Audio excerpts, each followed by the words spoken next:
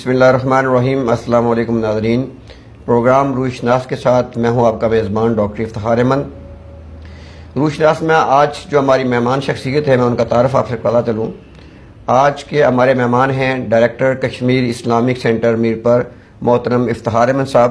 میں جناب افتخار احمد صاحب کو اپنے پروگرام میں خوش آمدید کہتا ہوں۔ بہت شکریہ ناظرین، کشمیر اسلامک سینٹر 2011 میں محترم افتخار احمد صاحب نے میرپور میں قائم کیا، اور کشمیر اسلامک سینٹر کے جو بنیادی اغراض و مقاصد سے اس میں ان کے کیا اپنے ترجیحات تھیں، 2011 سے لے کے اس وقت تک ان کو مقاصد میں کیا کامیابی ملی، اصل مقاصد کیا تھے، کامیابی کتنی ہے، اور آئندہ کا عمل جاننے کے لیے آج ہم کوشش کریں گے کہ افتخار احمد صاحب سے کچھ ایسے سوال کر سکیں جس سے ہم ناظرین کو بہتر سے بہتر معلومات کشمیر اسلامک سینٹر کے متعلق پہنچا سکیں۔ جناب افتخار احمد صاحب، بہت شکریہ جناب۔ سر، بہت خوشی ہوئی آج آپ سے پروگرام آپ تشریف لائے، اور آپ سے یہ جاننا چاہوں گا کہ آپ کے دل میں یہ کیسا پروگرام بنا، کس طرح آپ نے سوچ لیا کہ میں کشمیر اسلامک سینٹر قائم کر کے قرآن کی تعلیمات کو فروغ دے کے لوگوں کو فائدہ پہنچا سکتا ہوں اور اپنے لیے بھی یہ فائدے کا کام کر سکتا ہوں۔ بہت شکریہ ڈاکٹر صاحب، آپ نے ہمیں اس پروگرام کے اندر بلایا ہے اور ہمارے ادارے کا تعارف لوگوں کے سامنے رکھا ہے۔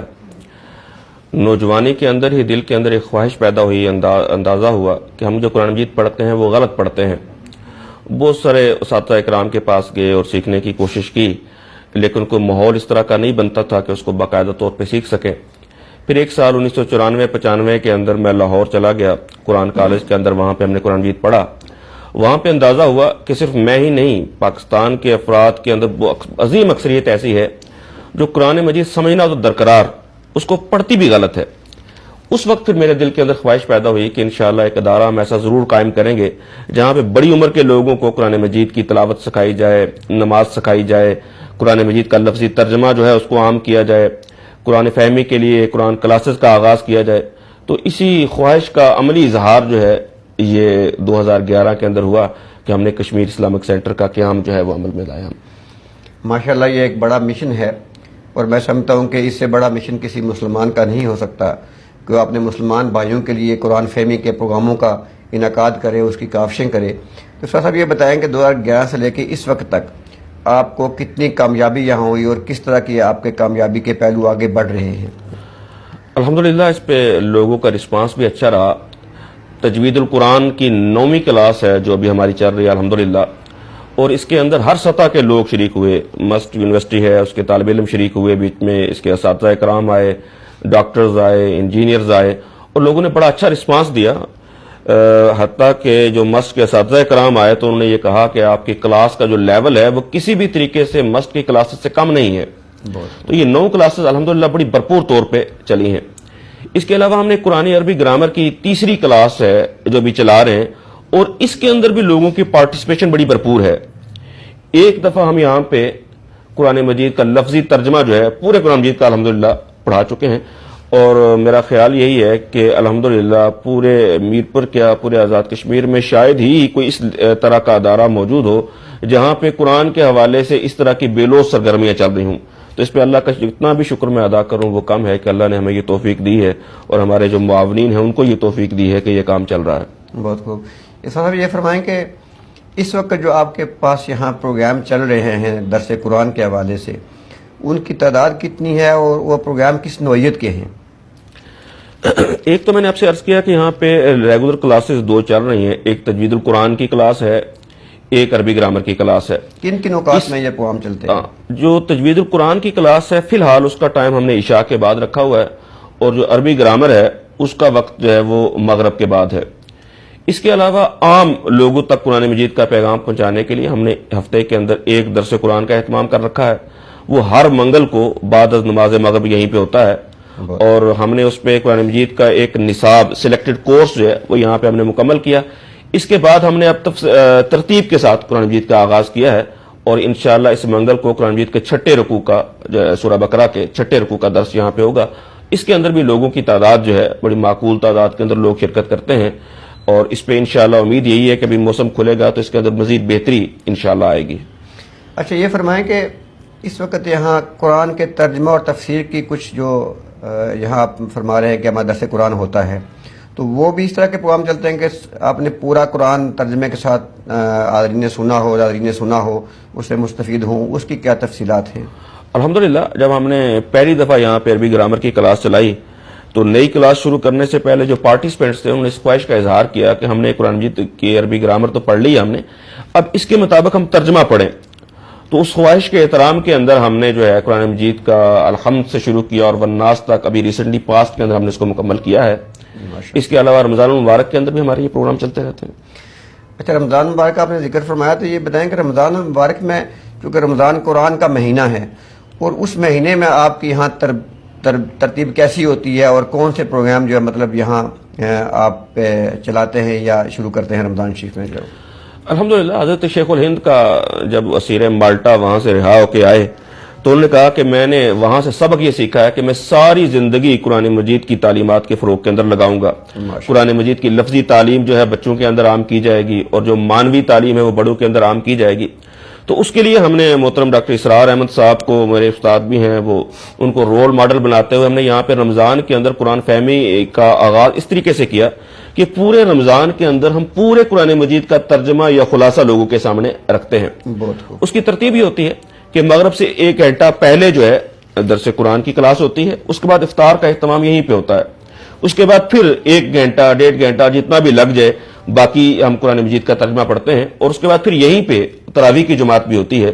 اور اس میں خاص بات یہ ہوتی ہے کہ جس پورشن کا ہم نے ترجمہ پڑھا ہوتا ہے اسی کی تلاوت جو ہے وہ تراویح کے اندر بھی کی جاتی ہے، اور لوگوں نے پھر اس کا اظہار کیا کہ الحمدللہ اس میں پھر ہمیں زیادہ نہیں تو چلیں کوئی 35-40% سمجھ میں آ رہا ہوتا ہے کہ امام صاحب کیا پڑھ رہے ہیں۔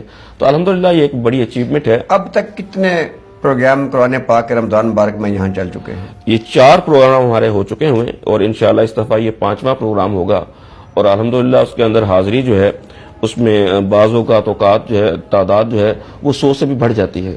ماشاءاللہ۔ تو یہاں کشمیر اسلامک سینٹر جو ہے وہ افطاری کے سارے پروگرام، کھانے پینے کا سب یہاں پروگرام ہوتا ہے، جو عوام یہاں تشریف لاتی ہے، مہمان آتے ہیں تو افطاری بھی یہیں کرتے ہیں اور ساتھ پروگرام بھی جو ہے نا مطلب وہ؟ جی الحمدللہ افطاری بھی یہیں پہ ہوتی ہے۔ اس کا شیڈول کیا ہوتا ہے، بیسیکلی ترتیب کیا ہوتی ہے؟ ترتیب تو میں نے عرض کیا کہ اس کو جتنا پورشن ہم نے پڑھنا ہوتا ہے اس کے 2 حصے بنا لیتے ہیں۔ ایک پورشن ہم مغرب سے پہلے سن لیتے ہیں یا پڑھ لیتے ہیں، اور دوسرا پورشن مغرب سے عشاء جو ہے افطاری کے بعد وہ پڑھتے ہیں، اور اس کے بعد تراویح کی جماعت ہوتی ہے، اور تراویح کی جماعت میں ہم وہی قرآن مجید سنتے ہیں جس کا ترجمہ پہلے پڑھ چکے ہوتے ہیں۔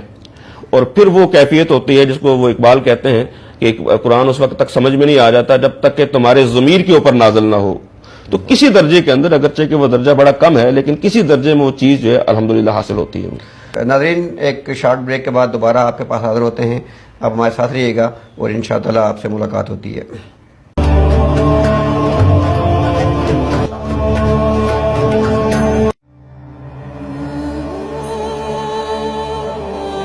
امت مسلمہ کا کھویا ہوا مقام، معاشی خوشحالی سے معاشی بدحالی کیوں؟ وطن عزیز پاکستان ایک ایٹمی طاقت، پھر معاشی محتاجی کیوں؟ آخر کیا ہے علاج ان مسائل کا؟ دیکھیے روشناس ڈاکٹر افتخار احمد کے ساتھ۔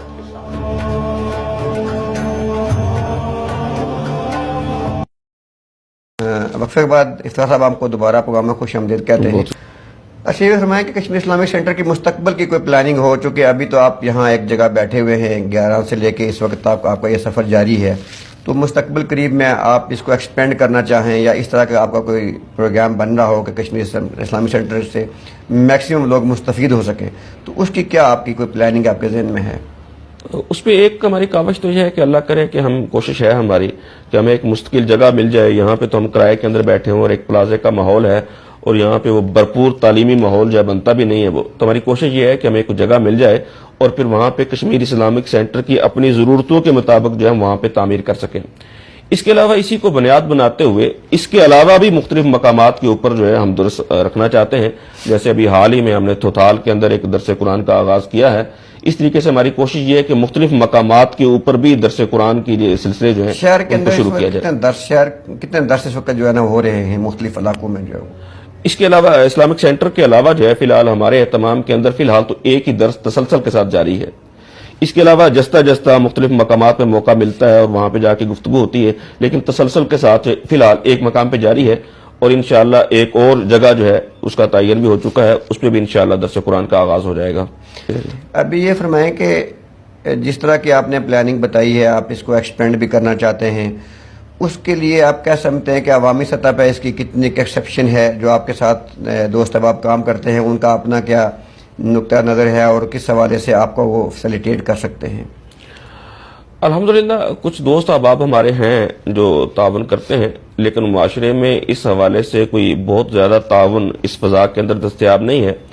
ہمارے ہاں بدقسمتی کے ساتھ یہ تو ہوتا ہے، جیسے ہم نے یہاں پہ ساتھ مسجد میں کارپیٹ بچھائی تو بہت سے لوگوں نے کہا جی کہ کارپیٹ کے پیسے ہم سے لیں، لیکن اس حوالے سے کہ جو قرآن کلاس چل رہی ہوتی ہے اس کی بھی کچھ رعایت ہوتی ہیں، لوگوں کا ذہن ابھی اس طرف متوجہ نہیں ہوا۔ تو امید یہی ہے کہ انشاءاللہ جو ہمارا کام بڑھے گا، اس کا لیول تھوڑا مزید بلند ہوگا تو شاید لوگوں کا زیادہ اس طرف رجحان ہوگا۔ یعنی لوگوں نے ابھی تک اس چیز پہ معاشرے کا ذہن نہیں آیا کہ ہم نے جو انفاق کرنا ہے اس کی ایک مد تعلیمات قرآنی کا فروغ بھی ہونا چاہیے۔ مساجد کے لیے لوگ خرچ کر رہے ہیں، مدارس کے لیے خرچ کر رہے ہیں، لیکن ابھی اس طرف لوگوں کا ذہن اس درجے میں متوجہ ہوا نہیں ہے۔ اچھا، ایک اہم سوال یہ ہے وقت کے حوالے سے، چونکہ یہاں اکثر مساجد اور مدارس مختلف مکتبہ فکر کے ہیں، تو کیا کشمیر اسلامک سینٹر بھی کسی خاص مکتبہ فکر کا نمائندہ ایک مرکز ہے، یا یہ صرف مسلمانوں کی حیثیت سے تعلق قرآن کی وجہ سے لوگوں کو دعوت دیتا ہے؟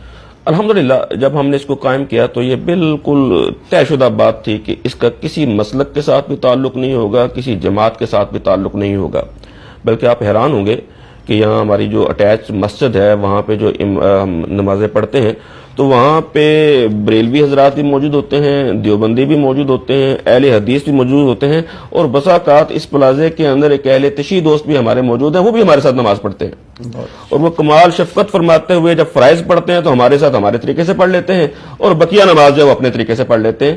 اور اس لیے ہم نے اپنے لیے جو ٹائٹل رکھا ہے صرف ایک ٹائٹل ہے، اہل سنت والجماعت۔ اہل سنت والجماعت کا جو نظریہ ہے، ان کے جو عقائد ہیں، اسی پہ ہم چلتے ہیں اور اسی پہ لوگوں کو لانا چاہتے ہیں۔ ماشاءاللہ ناظرین، آپ نے سنا اور دیکھا کہ افتخار احمد صاحب کی جو یہاں کی کاوشیں ہیں وہ کس نوعیت کی ہیں، اور میں افتخار احمد صاحب سے گزارش کرتا ہوں کہ آپ اپنا کوئی پیغام امت مسلمہ کے نام دینا چاہیں۔ جی، میں یہاں پہ یہ عرض کرنا چاہوں گا کہ ہمارے امت کے اندر ایک احساس تو موجود ہے کہ ہم اس وقت پستی کا شکار ہیں اور زوال کا شکار ہیں، لیکن اس کے نکلنے کا راستہ ہمیں کوئی نظر نہیں آتا۔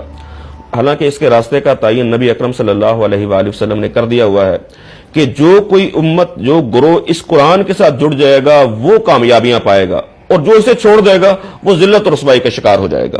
اس لیے میری جہاں تک بھی یہ آواز پہنچے ان سے یہی گزارش ہے کہ یہاں نہیں، صرف جہاں آپ کو موقع ملتا ہے آپ قرآن مجید کو پڑھیں۔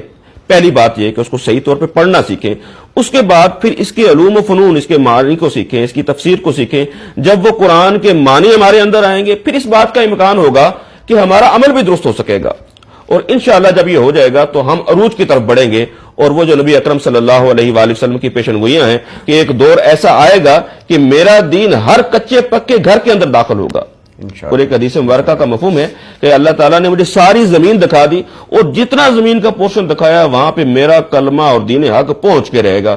اللہ، یہ ہونا تو ضرور ہے، اس کے اندر میرا آپ کا حصہ ڈل جائے، یہی ہماری کامیابی ہوگی۔ میں اللہ سے دعا گو ہوں اور آپ سے اپیل کرتا ہوں کہ اس کام کے اندر جتنی شرکت کر سکتے ہیں ضرور فرمائیں۔ جزاک اللہ، بہت شکریہ۔ ناظرین، روشناس میں آج ہمارے مہمان محترم افتخار احمد صاحب، ڈائریکٹر کشمیر اسلامک سینٹر میر پر تھے۔ آپ نے ان کو سنا۔ ہم امید کرتے ہیں کہ افتخار احمد صاحب کی یہ کوششیں یہ صرف انہی کی ذمہ داری نہیں ہے، امت مسلمہ کے ہر فرد کی ذمہ داری ہے، جس حد تک ممکن ہو سکے قرآن کے پیغام کو، اللہ کے نبی کے پیغام کو ہر گھر تک پہنچایا جائے۔ خود بھی کوشش کریں قرآن کے ساتھ جڑنے کی اور دوسرے لوگوں کو بھی دعوت دیں، تاکہ اللہ تعالیٰ ہمارے لیے کامیابیوں کے راستے کھول لے، اور یہی کامیابی کا راستہ ہے، قرآن کا راستہ ہے، اللہ کے نبی کی سنت کا راستہ ہے۔ انشاءاللہ ملاقات رہے گی۔ اللہ میری اور آپ کی حفاظت فرمائے۔ فی امان اللہ۔ السلام علیکم ورحمۃ اللہ۔